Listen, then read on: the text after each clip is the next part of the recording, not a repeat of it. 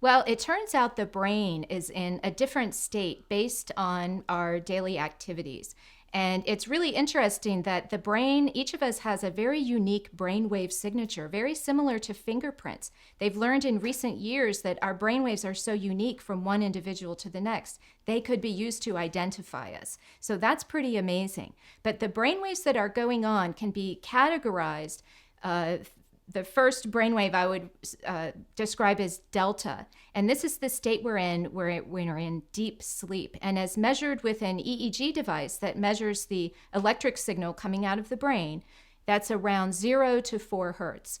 And then 4 to 7 hertz, that's the theta state. This is associated with deep meditative states. Very often you hear about Tibetan monks who are naturally in a theta state because they've spent upwards of 10,000 or more hours meditating.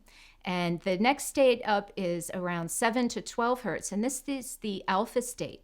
Very often this will pop up when we're having dreams, but when we're awake, it might happen when we're very, very focused on something, or maybe in a state where very often if you commute the same route every single day, you'll kind of maybe 2 minutes, maybe an hour has passed, but it only feels like 2 minutes has passed. That maybe is more like an alpha state where you're a little more awake, but very focused. 12 to 30 hertz is the beta state. That's the walking around space, the analytical, the worry, all of the concerns and the figuring things out.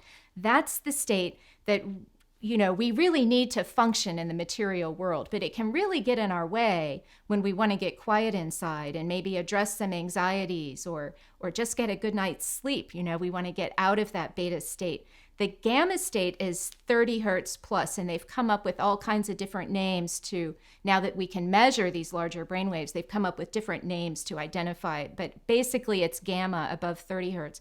And this is the state that people report when they get into like an athletic runner's high or something like that, where very often they'll be focused in some activity and then just like that, they'll go into this gamma state. And again, Tibetan monks can get into that state almost at will.